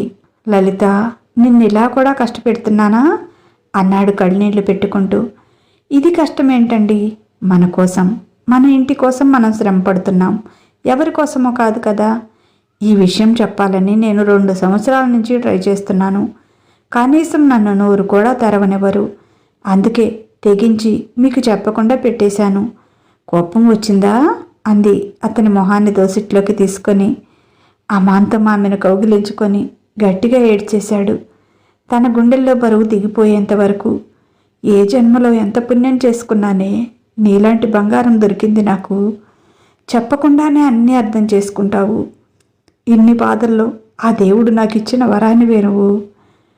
బ్యాంకు వాళ్ళు ఇల్లు జప్తు చేస్తామంటున్నారని అయిన వాళ్ళందరినీ అడిగాను, చెల్లెళ్ళని అడిగాను, తమ్ముడు ఫ్రెండ్ ద్వారా వాడి నెంబర్ తెలుసుకొని వాడికి కూడా ఫోన్ చేసి అడిగాను. అది నువ్వు లండన్ వెళ్ళటం కోసం తీసుకున్న లోనురా. మన ఇల్లు జప్తుకు వస్తోంది, కొంతైనా కట్టరా అని బతిమాలాను. నాన్న షాపుతో పాటు కుటుంబ బాధ్యతలు నువ్వు తీసుకున్నావు. ఆ బాధ్యతలో భాగమే నన్ను చదివించటం. ఆ అప్పుతో కానీ, నీతో కానీ, ఆ షాప్తో కానీ, ఆ ఇంటితో కానీ, ఆ ఇంట్లో మనుషులతో కానీ నాకు ఎలాంటి సంబంధం లేదు. నేను ఇక్కడే ఒక అమ్మాయిని ప్రేమించి పెళ్లి చేసుకున్నాను. ఇక ముందు నేను అక్కడికి వచ్చేది లేదు. ఇక్కడ నాకు వచ్చే డబ్బు నాకే సరిపోవటం లేదు. నా మీద అలాంటి ఆశలం పెట్టుకోవద్దు అని ఫోన్ కట్ చేశాడు. చెల్లెళ్ళైతే డబ్బు మాట ఎత్తగానే, మా మొగుళ్లతో మేము చక్కగా కాపురం చేసుకోవటం నీకు ఇష్టం లేదా అని అన్నారు. అలా అంటారేంటమ్మా? మీకోసమే కదా నేను అప్పుడు అప్పు చేసింది. మీ పెళ్ళిళ్ళ కోసం ఎంత అప్పు తెచ్చానో మీకు తెలియదా? నేనేమీ ఊరికే అడగటం లేదు, అప్పుగానే అడుగుతున్నాను. మళ్ళీ ఇచ్చేస్తాను అని కూడా చెప్పాను. ఉన్న అప్పులు తీర్చటానికే తికాణం లేక మా మీద పడ్డావు. ఇప్పుడు మేము అప్పిస్తే ఎలా తీరుస్తావు? మా మొగుళ్ళు మమ్మల్ని తన్ని బయటికి నెట్టేదాకా నీకు నీ పెళ్ళానికి మనశ్శాంతి ఉండేటట్టు లేదు. అయినా నువ్వు మాకేమీ ఊరికే ఇవ్వలేదు. నాన్న షాపు నువ్వు తీసుకోలేదా? ఆ షాపు మీద వచ్చిన ఆదాయంతోనే కదా ఇల్లు కట్టావు. అది కూడా నువ్వే తీసుకున్నావు. నాన్న నుంచి అన్నిటితో పాటు కుటుంబ బాధ్యత తీసుకున్నావు. మమ్మల్ని చదివించటం, పెళ్లి చేయటం నీ బాధ్యత, అందుకే చేశావు. దానికే నేను మీకేదో చేశాను, అందుకే అప్పులయ్యాయి అని అలా మా మీద పడి ఏడుస్తావేంటి? షాపును సరిగ్గా నడుపుకోలేకపోవటం నీ చేత కానితనం, అప్పులు చేయటం నీ తప్పు. దానికి మమ్మల్ని బాధ్యుల్ని చేసి ఈరోజు మా ముందు దేబ్రిస్తే ఎలా? అయినా పెళ్లి చేసి ఒక ఇంటికి పంపించిన ఆడపిల్లని డబ్బు అడగటానికి నీకు సిగ్గు అనిపించటం లేదా అని నోటికొచ్చినట్లు మాట్లాడారు. అమ్మ ఫోన్ చేసి, నీకు సిగ్గు లేదా? ఆడపిల్లల్ని డబ్బు అడుగుతావా? అలా అడగమని నీ పెళ్ళాం చెప్పిందా? దానికి బుద్ధి లేకపోతే నీకు లేదా అని తిట్టింది. ఏం చేయాలో అర్థం కాక దిక్కుతోచని పరిస్థితిలో ఉన్నాను. ఇంటి మీద కూడా ఆశ వదిలేసుకున్నాను. రెంట్కి కూడా ఓ ఇల్లు చూశాను. ఇక్కడి నుంచి వెళ్ళిపోదామని దేవతలా నన్ను ఆదుకున్నావు అన్నాడు కన్నీళ్లతో. భర్త కళ్ళు తుడిచి, ఎందుకని అన్నీ మీలో మీరే దాచుకుంటారు? నేనేమైనా పరాయిదాన్నా? నాకు కూడా చెప్పుకోకపోతే ఇంకెవరికి చెప్పుకుంటారు చెప్పండి? ఇక ముందు ఏ విషయమైనా సరే నా దగ్గర దాచారంటే నేను ఊరుకోను. మీరేం చేయాలనుకున్నారో నాకు తెలియదు అనుకుంటున్నారా? నీ మనసులో ఉన్న ప్రతి విషయం నాకు తెలుసు. మమ్మల్ని, ఈ లోకాన్ని వదిలి శాశ్వతంగా వెళ్ళిపోదామనుకున్నారు కదా, నాకు తెలియదు అనుకున్నారా? నేనేమీ అంత పిచ్చిదాన్ని కాదు, నాకు అన్నీ తెలుసు. ఇంకొకసారి ఇలాంటి ఆలోచన వచ్చిందంటే నీకంటే ముందు నేనే ఆ పని చేస్తాను అంది వెక్కి వెక్కి ఏడుస్తూ. చంపేస్తాను అలాంటి పిచ్చి మాటలు వాగావంటే. నువ్వు లేకపోతే నేను బ్రతికినా ఒకటే, చచ్చినా ఒకటే. నువ్వు లేకుండా ఒక్క క్షణం కూడా నేను బ్రతకలేనే అన్నాడు. మరి నేను కూడా అంతే కదా. అలాంటి ఆలోచన ఎలా చేసావు మరి? నాకెంత కోపం వచ్చిందో తెలుసా నీ మీద అంది. ఊరుకోవే పిచ్చిదానా, పరిస్థితులను బట్టి అలాంటి ఆలోచన వచ్చింది. కానీ నిన్ను వదిలిపెట్టి నేనెక్కడికి వెళ్తానే అని ఆమె కళ్ళు తుడిచి ఓదార్చాడు. నా అనుకున్న వాళ్లే శత్రువుల్లా మాట్లాడుతుంటే ఏం చేయను చెప్పు. నాకంటే ఎంతో వెనక పుట్టారు వాళ్ళు. వాళ్ళకి ఉన్నపాటి తెలివి నాకు లేకపోయింది. నా చెల్లెళ్ళు, నా తమ్ముడు, నా కుటుంబం, నా వాళ్ళు అని రెక్కలు ముక్కలు చేసుకున్నాను. 18 ఏళ్ల వయసులో ఆడుతూ పాడుతూ లైఫ్ ఎంజాయ్ చేయాల్సిన టైంలో గొడ్డులా చాకిరీ చేశాను ఈ కుటుంబం కోసం. ఇంకొక మనిషిని పెట్టుకుంటే నెల నెల జీతం ఇవ్వాల్సి వస్తుందని ఒక్క ఎంప్లాయీనే పెట్టుకునేవాడిని. వాడి టైంకి వాడు వెళ్ళిపోయేవాడు. పగలంతా కస్టమర్స్ కుప్పగా పడేసిన శారీస్ని మడతలు వేసి నీట్గా సర్ది ఇంటికి వచ్చేటప్పటికి 1 గంట దాటేది. ఏ రోజు నేను పూర్తిగా నిద్రపోయింది కూడా లేదు. నాన్న ఉన్నప్పుడు అది అతి చిన్న షాపు. నా కష్టంతో, నా తెలివితోనే దాన్ని ఇంత చేశాను. కానీ నేను రూపాయి సంపాదిస్తే వాళ్ళు 100 రూపాయలు ఖర్చు పెడితే నేనెక్కడ తేవాలి? దానికి వాళ్ళు ఇచ్చిన బిరుదులేంటో తెలుసా? చేతకాని వాడినట, సిగ్గులేని వాడినట. కనీసం నా మనసులో మాట కూడా ఏ రోజు నీకు చెప్పను. నేను ఎలాగో బాధపడుతున్నాను, ఇంకా నువ్వు కూడా ఎందుకు బాధపడటం అని. కానీ వాళ్ళు ఏమంటున్నారో తెలుసా? నేను పెళ్ళాం కింద బానిసని, నువ్వేం చెప్తే అలా ఆడతానట. ఎలా అంటున్నారు ఈ మాటలన్నీ? అవును, నేను చేతకాని వాడినే. నా పెళ్ళాం, నా పిల్లలు, నా కుటుంబం నాది అని నా దారి నేను చూసుకోకుండా వాళ్ళ గొంతెమ్మ కోరికలన్నీ తీర్చి అందరినీ పై అంతస్తుకు ఎక్కించి అక్కడ కూర్చోబెట్టి నేను మాత్రం అగాధంలోనే ఆగిపోయాను. కట్టుకున్న భార్యకి, కన్న పిల్లలకి ఎలాంటి న్యాయం చేయలేకపోయాను. నేను చేతకాని వాడినే కదా. నా వాళ్ళు అనుకున్న వాళ్లే నన్ను అలాంటి మాటలు అంటుంటే, వాళ్ళ కోసం నేను పడిన కష్టాన్ని ఏకముక్కలా తీసేస్తుంటే, నన్నంత తీసేసి మాట్లాడుతుంటే తట్టుకోలేకపోయాను. అప్పుడే అలాంటి దారుణ నిర్ణయం తీసుకున్నాను. నాలాంటి తెలివి తక్కువ వాడు బ్రతికి ప్రయోజనం లేదనిపించింది. కానీ అమాయకమైన నువ్వు, లోకం తెలియని మన పిల్లలు గుర్తుకొచ్చి రాబందుల్లాంటి ఇలాంటి వాళ్ళ మధ్య మిమ్మల్ని ఒంటరిగా వదిలేసి వెళ్ళలేక ఆ నిర్ణయాన్ని విరమించుకున్నాను అన్నాడు. ఇంకెప్పుడు అలాంటి ఆలోచన కూడా చేయకండి. మీరు నేను వేరు కాదు.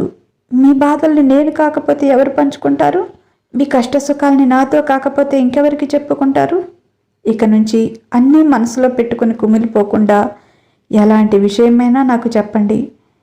ఇలాంటి పిచ్చి నిర్ణయాలు ఎప్పుడూ తీసుకోనని నా మీద ఒట్టేయండి అంది. శ్రీకాంత్ చేతిని తన తలపై పెట్టుకొని, నిన్ను వదిలిపెట్టి నేనెక్కడికి వెళ్తానే పిచ్చిదానా?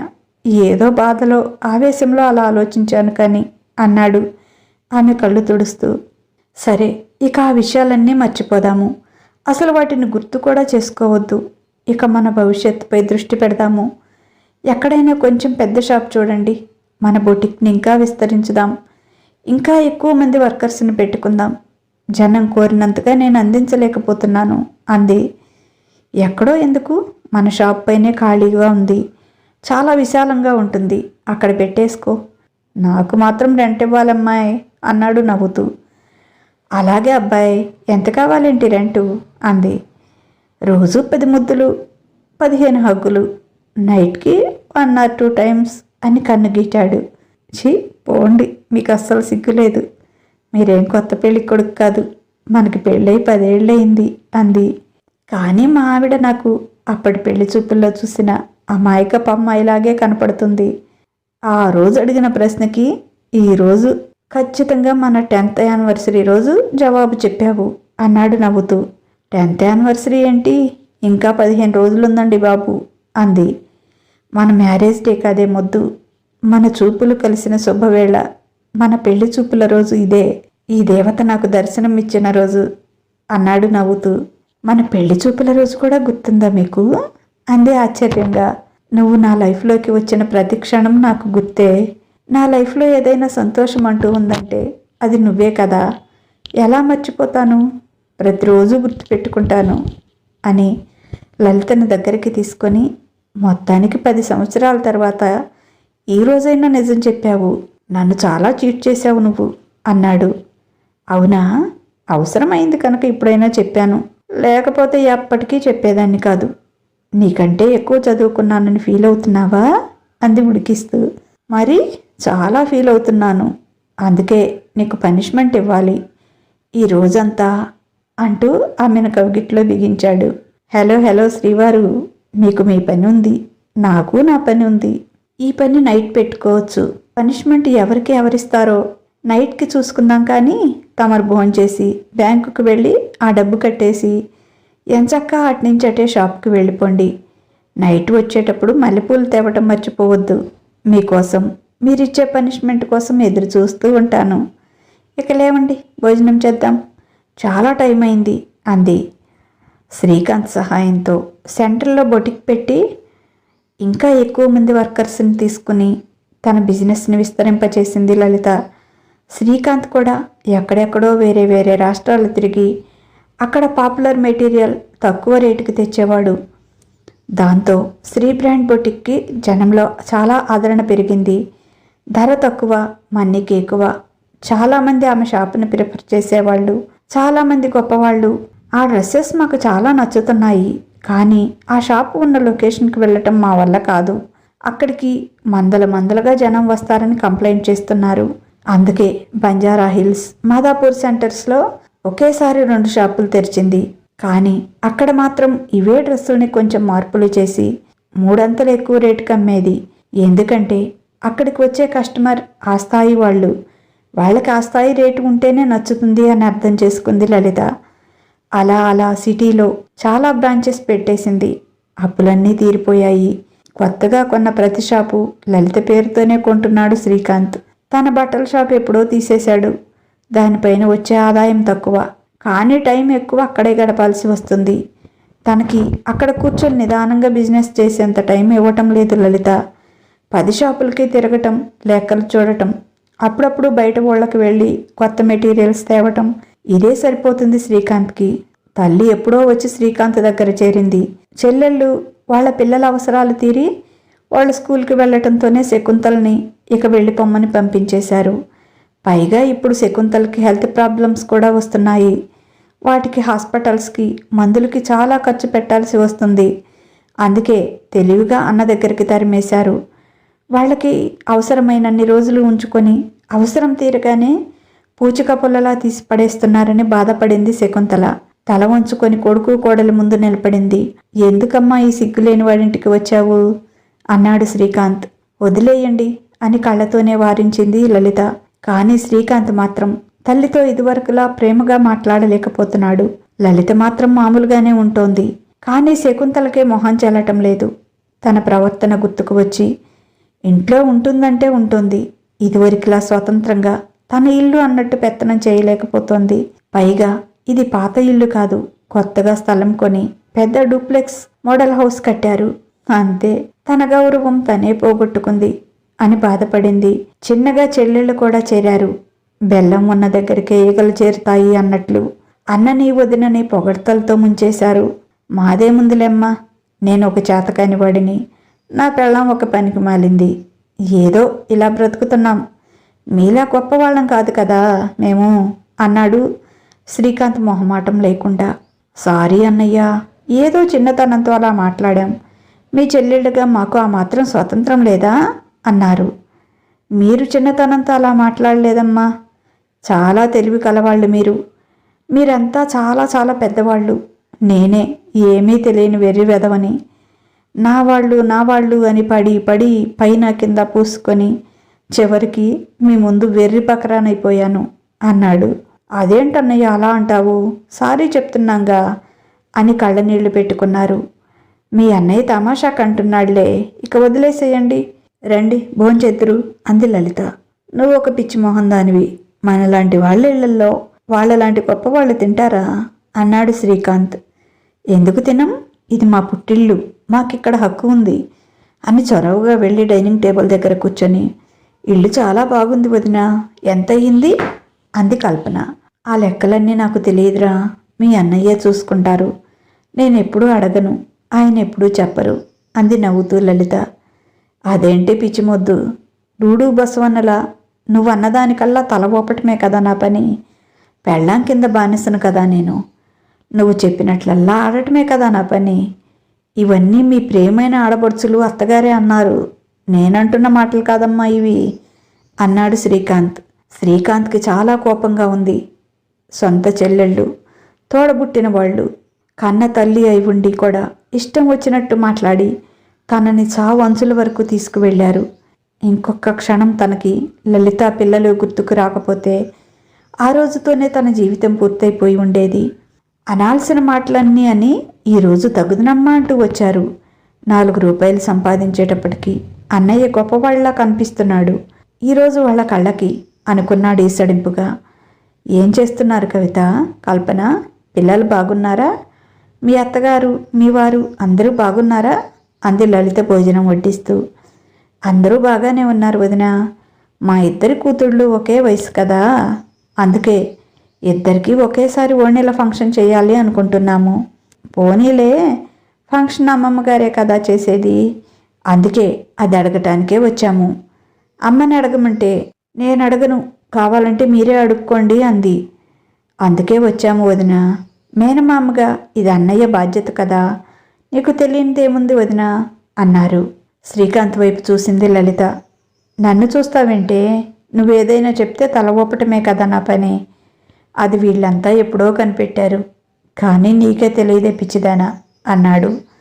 శ్రీకాంత్కి ఇష్టం లేదు అని అర్థమవుతోంది, కానీ నిజంగానే అది తమ బాధ్యత కనుక అలాగే అమ్మా, ఇద్దాంలే అంది లలిత. థ్యాంక్ యూ వదినా, నువ్వెంత మంచిదానివో. అన్నయ్యే ఈ మధ్య ఎందుకో ఇలా మారిపోయాడు అని తమ కోరికల చిట్టాలు విప్పటం మొదలుపెట్టారు. పిల్లలకందరికీ ఒక్కొక్కరికి నీ బొటిక్లో 4-5 డ్రెస్సులు రెడీ చేపించు. ఆ తర్వాత వాళ్ళకి మాకు మ్యాచింగ్ శారీస్ కంచి నుండి తెప్పించండి. కనీసం ఒక్కొక్క చీర 10 లక్షలు తగ్గకుండా చూసుకోండి. మరి మీ లెవెల్కి తగ్గట్లుగా ఉండాలిగా. అలాగే పిల్లలిద్దరికీ మీ తరఫున డైమండ్ సెట్, అమ్మ తరఫున వంకి వడ్డాణం చేపించండి. ఇప్పుడు అమ్మమ్మలందరూ అలాగే చేపిస్తున్నారు. ఎక్కడైనా పెద్ద రిసార్ట్లో ఫంక్షన్ ఎలాగూ ఏర్పాటు చేస్తారనుకో. మీకు చాలామంది పెద్ద పెద్ద వాళ్ళు తెలుసు కదా, మరి వాళ్ళంతా రావాలంటే చిన్న చిన్న ఫంక్షన్ హాల్స్లో ఏం బాగుంటుంది? ఇంకా రిటర్న్ గిఫ్ట్లు భారీ స్థాయిలో ఉండాలి. ఎప్పటికీ మనల్ని గుర్తు చేసుకోవాలి వచ్చిన వాళ్ళు. ఇంకా భోజనాల సంగతి మీకు చెప్పేదేముంది వదినా? పెద్ద పెద్ద ఫంక్షన్స్కి వెళ్తున్నావు కదా, ఎన్నెన్ని వెరైటీస్ పెడుతున్నారో నీకు తెలుసు కదా వదినా అన్నారు. ఇవి చాలా, ఇంకేం వద్దా? నీవి ఓ 2 బొటిక్లు అమ్మితే సరిపోతాయా, లేక 3 అమ్మాలంటావా ఇదంతా చేయాలంటే అన్నాడు శ్రీకాంత్. లలిత సన్నగా నవ్వింది. అదేంటన్నయ్య అలా అంటావు? ఇప్పుడు అందరూ ఇంతకంటే గ్రాండ్గా చేస్తున్నారు, మేం చెప్పింది చాలా సింపుల్ అన్నారు వాళ్ళు. అవునమ్మా, చాలా సింపుల్గా చెప్పారు మాటలు, కానీ మీరు చెప్పినవన్నీ చేయాలంటే 1 కోటి రూపాయలు సరిపోతాయా? లేదు, 2 కోట్లు దాటిపోతుంది లెక్క సింపుల్గా. అమ్మ చెల్లెమ్మల్లారా, నేనేమీ ఇక్కడ ప్రింటింగ్ మిషన్ పెట్టి నోట్లు అచ్చుగుద్దటం లేదు. మీ కూతుర్ల ఓణీల ఫంక్షన్లకి కోట్లు కుమ్మరించటానికి. నేనేం అంబానీని కాదు, అతి సామాన్యుడిని. మీకిష్టమైతే నా ఇంట్లో మీ అత్తగారి కుటుంబం, ఇటు మన కుటుంబం, ఇంకా చాలా దగ్గరి బంధువులు, మహా అయితే ఒక 100 మంది లోపు అవుతారేమో, వాళ్ళందరి మధ్య ఫంక్షన్ జరిపిస్తాను. నేను పెట్టాలి అనుకున్న వరకు పెడతాను. ఇలా పెట్టాలి, అలా చేయాలి, ఇవన్నీ మీరు అనటానికి వీల్లేదు. కాదంటారా? చెరొక 1,00,000 ఇస్తాను. నగలే కొనుక్కుంటారో, బట్టలే కొనుక్కుంటారో, ఇంకేమైనా కొనుక్కుంటారో, రిసార్ట్లో చేసుకుంటారో, ఇంకా ఎంత గ్రాండ్గా చేసుకుంటారో అంతా మీ ఇష్టం. ఈ అన్నగా పిలిస్తే వచ్చి 2 అక్షంతలు వేసి నాకు తోచిందేదో నా మేనకోడళ్ళ చేతిలో ప్రేమగా పెట్టి వస్తాను. ఈ చేతకానన్నేంటి పీల్చేది అనుకుంటే నేనేమీ అనుకోను. మీ ఇష్టం. మీరు పిలవలేదని నేను బాధపడను, పిలిచారని ఓ పొంగిపోయేది లేదు. మీ ఇష్టం, ఇక నిర్ణయించుకోండి మీరే అన్నాడు. ఇన్ని రోజులుగా మాట్లాడని శకుంతల నోరు తెరిచింది. అదేంట్రా అలా అంటావు? ఆడపిల్లలు నోరు తెరిచి అడుగుతుంటే మేనమామగా అది నీ బాధ్యత కదా అని సన్నాయి నొక్కులు నొక్కింది శకుంతల. ఇంకేదో చెప్పబోతుంటే కోపంగా తల్లివైపు చూశాడు. టక్కున్న నోరు మూసింది. ఇలా చెప్పే నన్ను ఆ స్థితికి తీసుకొచ్చారు. అసలు ఏమాత్రం అవగాహన కానీ ఆలోచన కానీ ఉందా అమ్మా నీకు? నువ్వేం మాట్లాడుతున్నావో నీకు అర్థమవుతుందా? అసలు ఇలాంటి మాటలు నీ కూతుర్లకు ఎందుకు చెప్పలేదు? వాళ్ళకి బీటెక్లో ఫ్రీ సీటు వచ్చిన కాలేజీని వదిలేసి మా ఫ్రెండ్స్ అంతా ఆ కాలేజీలో చేరుతున్నారు, అలాంటి కాలేజీలో మేము చేరము అని నాతో డొనేషన్ కట్టి వాళ్ళు కోరుకున్న కాలేజీల్లో చేరుతున్నప్పుడు నీ కూతుర్లకు చెప్పొచ్చు కదా. నేను డాక్టర్ చదువుతాను అని నీ చిన్న కొడుకు పట్టుపట్టినప్పుడు, లండన్ వెళ్తాను అని భీష్మించుకున్నప్పుడు వాళ్లతో చెప్పొచ్చు కదా. మన ఇంటి పరిస్థితి ఏంటో నీకు తెలీదా? తల్లిగా విడమర్చి వాళ్ళకి అవన్నీ చెప్పాల్సిన అవసరం లేదా? మనమేమిటి, మన స్తోమత ఏమిటి అని వాళ్ళకి మొదటి నుంచి ఎప్పుడైనా నేర్పావా? అంతంత ఫీజులు అంటే అన్నయ్య ఎక్కడ తెచ్చి కడతాడు అని ఏ రోజైనా నీ నోటి నుంచి మాట వచ్చిందా? డబ్బు తీసుకురా, డబ్బు తీసుకురా అని ఒకటే యావ తప్ప అక్కడ వ్యాపారం ఎంత, వచ్చే ఆదాయం ఎంత, ఆ డబ్బు వాడు ఎక్కడి నుంచి తెస్తున్నాడు అని తల్లిగా ఒక్కరోజైనా ఆలోచించావా? ఎవరి కోసం నేను ఆ అప్పులన్నీ చేశాను? నీ కూతుర్ల చదువు కోసం, నీ చిన్న కొడుకు చదువు కోసం, నీ కూతుర్ల పెళ్ళిళ్ళ కోసం, మీ డావుసర్ల కోసమే కదా. నేను అందిన చోటల్లా అప్పులు తెచ్చి ఖర్చు పెట్టానుగా. చివరికి ఇల్లు జప్తుకు వచ్చిందని 3 లక్షల కోసం తోడబుట్టిన తమ్ముణ్ణి, చెల్లెళ్ళని అడిగితే నన్ను ఒక చేతకని వెధవని చేశారు. నీతో మాకు సంబంధం లేదు అన్నారు. మీరన్న మాటలకి మనసు విరిగి చావాలని విషం తెచ్చుకున్నాను. చివరి నిమిషంలో నా భార్య బిడ్డల మొహం చూసి వాళ్ళెవరో ఏదో అన్నారని నన్ను నమ్ముకొని వచ్చిన నా భార్య నా కడుపున పుట్టిన బిడ్డల్ని వదిలేసి వెళ్ళిపోతే ఇంటి మీదకి అప్పుల వాళ్ళు వస్తే వాళ్ళకేం సమాధానం చెప్తారు అని ఆలోచించి నా ప్రయత్నం వినపించుకున్నాను. ఇప్పుడైనా ఏదో నా భార్య కష్టంతో ఇలా నిలబడగలిగా. ఆ అప్పులన్నీ తీర్చగలిగాం. ఇల్లు కొనుక్కున్నాం. నా పిల్లల చదువులు, నా ఇంటి ఖర్చులు అవే నాకు కష్టమవుతున్నాయి.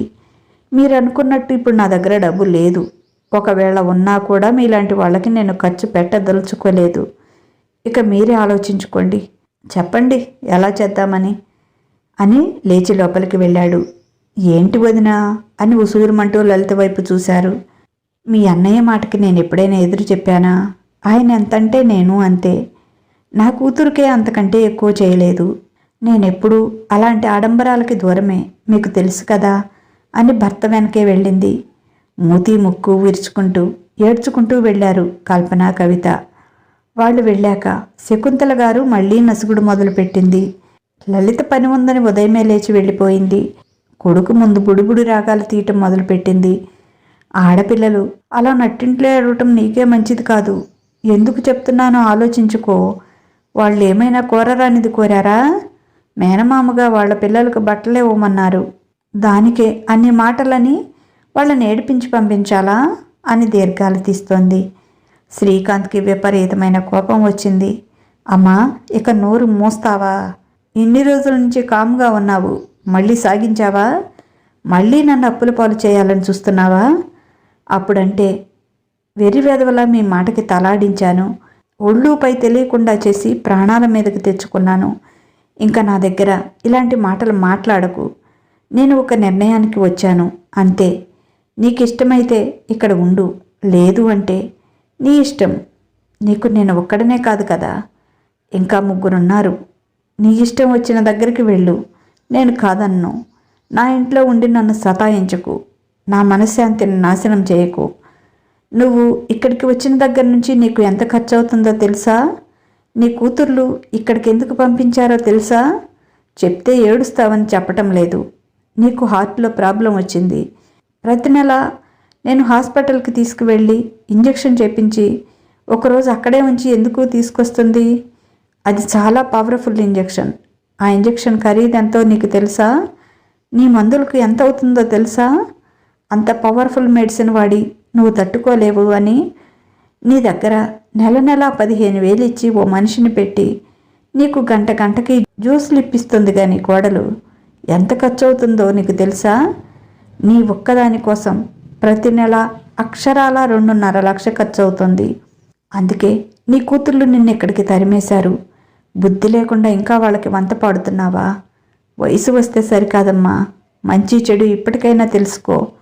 2 కోట్లు ఖర్చు పెట్టి వాళ్ళ పిల్లలకి ఓణీలు ఫంక్షన్ చేసే స్తోమత నాకుందా? ఎన్నేళ్ళు సంపాదిస్తే 2 కోట్లు సంపాదించాలి? ఏమైనా ఆలోచిస్తున్నావా అసలు? కూతుర్లు ఏది చెప్తే అది చెయ్యి చెయ్యి అనటం తప్ప ఇన్నేళ్ళు వచ్చినా అసలు బాధ్యత అనేది తెలుసా నీకు? ఇంకా నువ్వు ఎక్కువగా మాట్లాడావంటే నీ కూతుర్ల ఇంటి దగ్గరే వదిలిపెట్టేస్తాను. నాకు ఎక్కువ కోపం తెప్పించుకు అన్నాడు కోపంగా. అలా అయితే కానీ ఆమె నోరు మూపించలేనని అసలు విషయం తెలిసి అప్పటికే స్టన్ అయిపోయింది శకుంతల. ఏంటి, నాకు అంత ఖర్చు అవుతుందా అంది నోరు తెరుచుకొని. అంటే నేను అబద్ధం చెప్తున్నాను అనుకుంటున్నావా? రేపు హాస్పిటల్కి వెళ్ళినప్పుడు ఆ బిల్లులన్నీ తీసుకొని చూపెడతాలే. ఇక వెళ్ళి పడుకో అని పనమ్మాయితో కొబ్బరి బొండం కొట్టివ్వు, ఆవిడికి ఏడ్చి ఏడ్చి నీరసం వచ్చి ఉంటుంది అని తను వెళ్ళిపోయాడు. అమ్మో, నా ఒక్కదానికి 2.5 లక్షలు అవుతుందా? నా కూతుర్ల దగ్గర ఉంటే 200 కూడా ఖర్చు పెట్టరు. బీపీ టాబ్లెట్సు, గ్యాస్ టాబ్లెట్సు తేవటానికే మొహం ఇంతలా పెట్టుకునేవాడు అల్లుడు. నేను ఇన్ని మాటలన్నా నా కొడుకు కోడలు కాబట్టి ఇంత బాగా చూసుకుంటున్నారు. ఇంకెప్పుడూ వాళ్ళని ఏమీ అనకూడదు. వాడు అన్నాడని కాదు కానీ 2 కోట్లు ఖర్చు పెట్టి ఓణీల ఫంక్షన్ చేసుకునే స్తోమత ఉందా తమకి అని ఆలోచించింది అప్పుడు. కవిత, కల్పన వాళ్ళ పిల్లలకి ఏదో మామూలుగా చిన్న ఫంక్షన్ హాల్లో ఓణీల ఫంక్షన్ చేశారు. తల్లిని కానీ అన్నని కానీ పిలవలేదు. పిలుస్తారని 10 లక్షలు పెట్టి అందరికీ బట్టలు, చెరుక నక్లెస్ తెచ్చింది లలిత. మేనకోడళ్ల కోసం తనే స్వయంగా చాలా అందమైన డ్రెస్సులు డిజైన్ చేసింది. అత్తగారికి కూడా చూపించింది. బాగున్నాయి అత్తయ్య అని.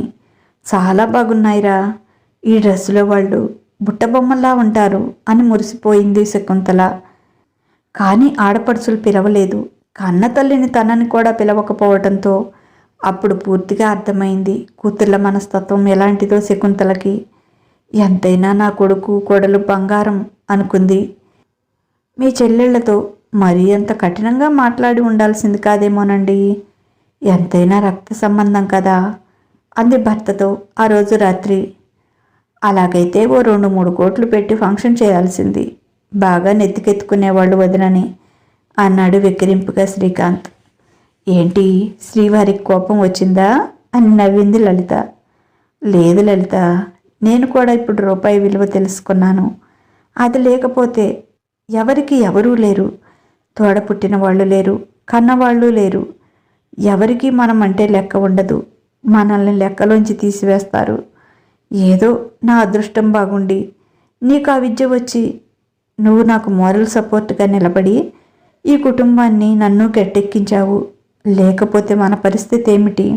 అప్పుల వాళ్ళ ఇంటి మీదకి వస్తే ఏం కట్టేవాళ్ళం? ఇల్లు జప్తు చేస్తే నిలువ నీడ కూడా ఉండేది కాదు. వాళ్ళ సంతోషాల కోసం మనమందరం కలిసి ఆత్మహత్య చేసుకోవలసిన పరిస్థితి అప్పుడు. డబ్బు కోసం వచ్చే ఈ బంధాలు నాకు అవసరం లేదురా. మంచి మనసు ఉన్న నువ్వు ఉంటే చాలు నాకు అంటూ ఆమె గుండెల్లో తలదాచుకున్నాడు బాధగా. అతని బాధను పోగొట్టడానికి జుట్టు చెరిపేసి చక్కలి గింతలు పెట్టి మీసం లాగి నానా అవస్థలు పడింది. ఏంటి నా జుట్టంతా చెరిపేశావు? నీకు ఈ మధ్య టైం లేక అస్సలు పనిష్మెంట్ పడటం లేదు, అందుకే ఇలా అల్లరి పిల్లలా తయారయ్యావు అని ఆమె ఎద మీద తన మీసంతో గిలిగింతలు పెడుతూ చిన్నగా కొరికాడు. బాబోయ్, నాకొద్ది ఈ పనిష్మెంట్, నాకు నిద్ర వస్తుంది బాబు అంటూ పక్కకు తిరగబోయింది. ఏంటి నీకు నిద్ర వచ్చేది? కదలకుండా పడుకున్న వాడిని నన్ను కదిలించి ఇప్పుడేమో నిద్ర వస్తుందంటావా? ఉండు, నీ పని చెప్తా అని ఆమెను మీదకి లాక్కొని తన కౌగిల్లో బిగించి తేనెలూరే ఆమె పెదవులు అందుకున్నాడు. మొత్తానికి భర్తగారి బాధ తీరినందుకు సంతోషిస్తూ అతని ముద్దుకి తన సహకారం అందజేసింది. ఒకరిలో ఒకరిగా కలిసిపోయి అలసిపోయారు. తన ఎద మీద సేద తీరుతున్న భర్త నుదుటిని చుంబిస్తూ హ్యాపీనా అంది అలసటగా. చాలా.